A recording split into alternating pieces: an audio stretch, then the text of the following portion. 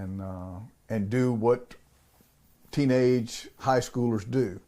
And every year I get up here and I talk about, you know, safety issues and concerns that we have. And let me kind of just make it easy and very simple. I know, and I don't want to spoil anybody's fun, and I want our children to have fun and good, clean fun. There are people in our community that don't want their houses rolled, and they don't want what goes along with homecoming activities. So we have to be respectful of that. And I mean that sincerely. If you're rolling somebody's house or doing whatever it is you're going to do, and sometimes they take it to extremes. I mean, I've seen couches on top of people's houses, you know, that they've put as a prank. And if that house is okay with that, then you're not going to get in any trouble.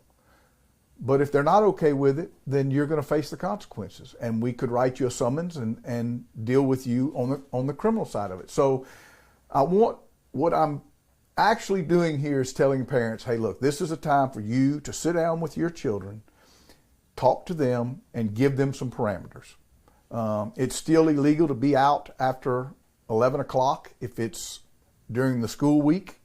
So there could be curfew issues if they're not of age, and most of these would not be of age. So, and I know that sometimes parents accompany them. So if they're the legal guardian and they're doing that, and they have permission from the homeowners that they're going to roll, then they're probably not doing anything illegal. But again, make sure that you as the adults, we're the adults, give our young people some parameters, and let's try not to have any incidences and problems that we don't need to have.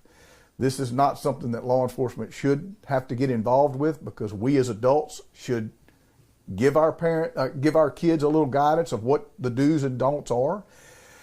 And I think that's our obligation right now, and that's why I'm up here. I want to address it and make sure people understand that, look, we want our kids to have fun. We know it's homecoming, and it's a chance for them to play pranks on their fellow students, but let's remember not to take it too far and not to do anything destructive that could cause property damage, which could make it criminal. So that's the basics of that. The other side of this is, look, we still have an extreme fire danger in our community.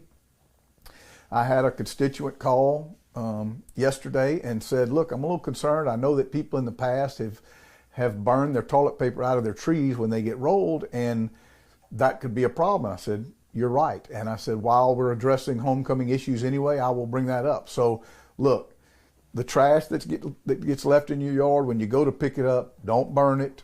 Don't do anything that would cause a fire. To the students, don't do anything that would cause fires in our community that could be destructive. Again, that could be very serious and even be a felony, not necessarily a misdemeanor crime that we were talking about before. So I urge the public to think about what they're doing. I urge parents, talk to your children, and let's try to make sure that our homecoming is safe for our young people, and let them have a good time too. So that's it. Unless you have questions from the media, that's basically what I wanted to address, and the reason was twofold: to get parents to talk to their kids, give them some parameters, and to talk about the fire dangers and the fire hazards that we have going on right now, and make sure that we don't burn toilet paper out of trees with the burn ban that we have going on in our state right now. No questions? All right. I appreciate y'all. Thanks.